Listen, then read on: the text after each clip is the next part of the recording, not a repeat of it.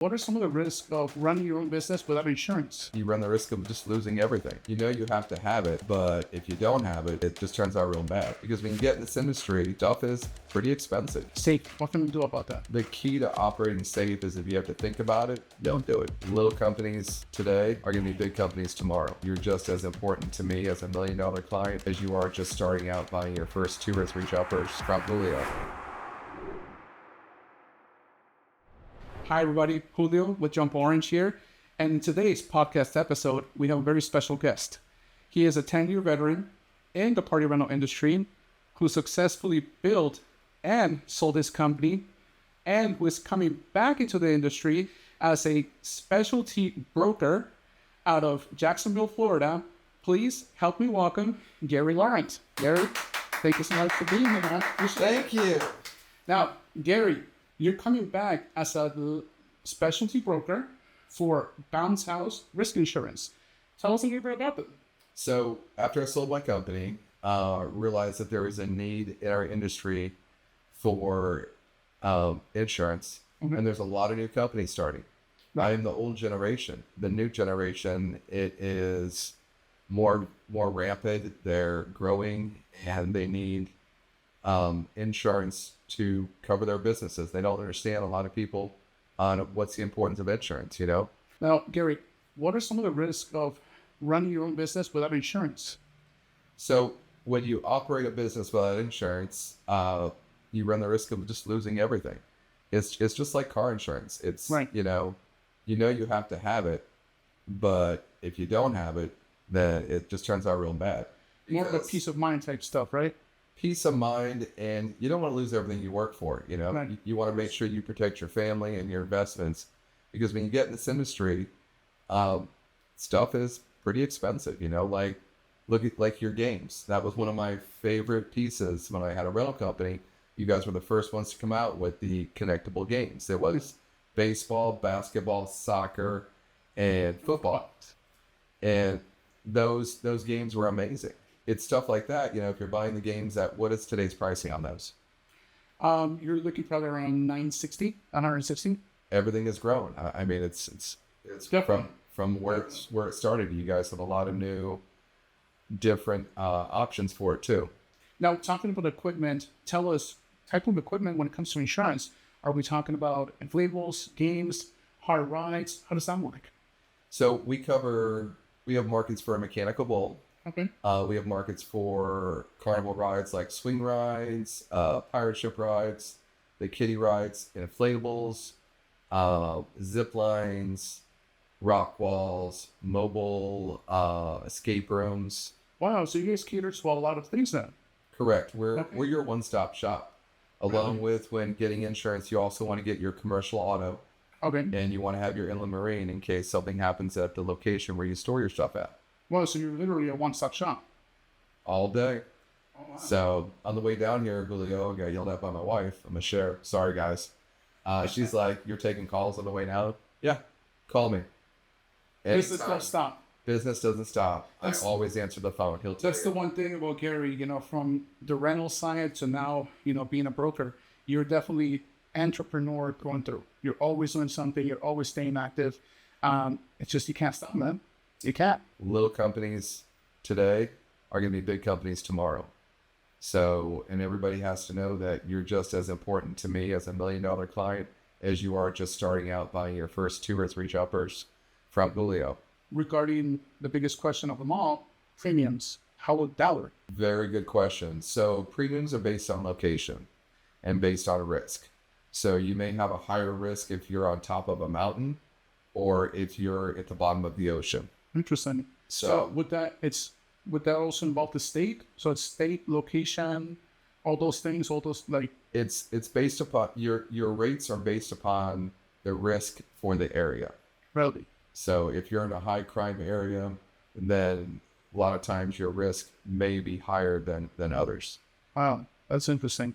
And I mean, you could really just dive on in just on that subject alone, right? Get in more detail. Now, as far as what are some of the suggestions that you can do for new operators?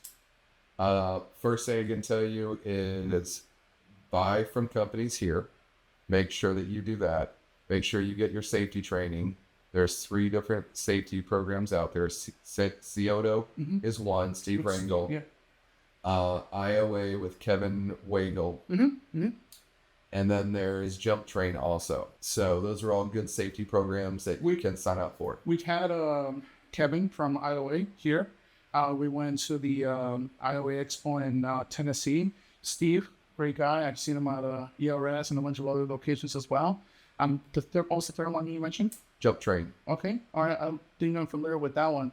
But it's good that you're able to tell that to especially new operators watching this video. Even to the companies that have been around for a couple of years, it's always good for them to be updated on training, safety, because that eventually can help them on insurance aspects of things, right? Yes, it can. Okay, that's good. That's good. Now, as far as safety, what can we do about that? The key to operating safe is if you have to think about it, don't do it. Gotcha. So, like, I'll use Georgia. Georgia just passed a law. I don't recall the statute, but I remember reading it on the it was about the wind level. Okay. You know, and safety is very, very important you want to pay for insurance your whole life and never have a claim. That's the goal. You want to make sure you operate safe. If you were to set up an inflatable and you have to think, oh my gosh, is it safe? You probably shouldn't do it. I'm not sure if you saw the video that happened or that was posted in the social media almost last month. It was maybe 3 or 4 water slides flying. I remember that one. Right? That was downtown Atlanta. That was downtown Atlanta. I didn't see the video. I didn't see both sides of the video. And it was definitely nerve-wracking. You never want to be that guy on that video, but it also probably could have been prevented. Gotcha. So you have to always operate safely. And always know that if your kids were on this unit or if your family was playing on it, is it safe enough for them? Now, in regards to that part, let's assume that there's a company, they are insured, they went through all their checklists, and a freak accident was to happen. It's always best to have insurance, the checklist, make sure you have everything written down and cataloged correctly. That way, in the event that were to happen, hey, you did all you could to prevent any type of risk, correct? So in the event of an accident, you need to have an accident form that you can get from either your insurance provider in case of an accident, or you can download one off the internet. And as your insurance agent, if it's acceptable, make sure that you take lots of pictures. If you have to take statements, and be very, very thorough in what's going on during that stressful moment. I know that a lot of customers who I've spoken with regarding, sometimes you have the beginning operators who they're doing all the work themselves, setting up, breaking it down. In that case, always taking pictures of how they stake, going overboard on that aspect of things. You can't really go too much overboard because safety is the number one factor. Now, when it's the drivers, same thing. You pretty much give them the checklist so that when they set it up, they go over everything and you catalog that in every rental. How long would you say that they have to keep those records before they kind of like toss them away? Any kind of record keeping, when I had my company from day one till the last day, we kept all the records. Okay. So I'd say 7 to 10 years roughly. I really am not sure on that date, on that exact time frame for insurance. But it's best just to keep in the cloud anywhere. That way you can always reference back. You can store as much documents in the cloud as you want. A terabyte's not a lot of money anymore. So, sure. And plus, when you look at the overall scheme of things, what you would pay for a terabyte on Google, it's nothing compared to the overall well-being of your company, right? That is exactly true. Are you gonna hold your credit card up so people can sign up for this terabyte for you? Exactly, right. So I mean, you can't. But it's to a certain point, you really can't put a price on safety. No, you can't. It's really important, and a lot of people need to take insurance. It's one of the most important things you're ever gonna have in your entire life. You really don't want to lose everything you've ever worked for, and it's peace of mind. You also want to make sure that as you're operating, that you maintain a good relationship with the community by operating safely and being the expert. Right. I always tell new companies, as I was talking to on the way down here from Jacksonville, you need to be the expert for your community. You want to be the information. You want to be the face. what is going on, so that when people think about party rentals, they think about Julio. You know, Castleberry, we don't think about the city of Castleberry anymore. We think it's the city of Jump Orange. Thank you. That, you know, when it comes to, we've always wanted to have someone in the area of expertise, and we are lucky to have you. You're in Jacksonville, a couple hours away from us. This is something that I know that customers have been asking us about, because obviously, who do I ask the manufacturer where you get items from, right?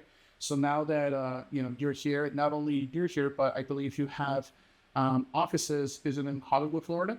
We have offices in Hollywood, Florida. You guys are welcome to come down and visit. Just pre-plan to make sure that somebody's there to greet you.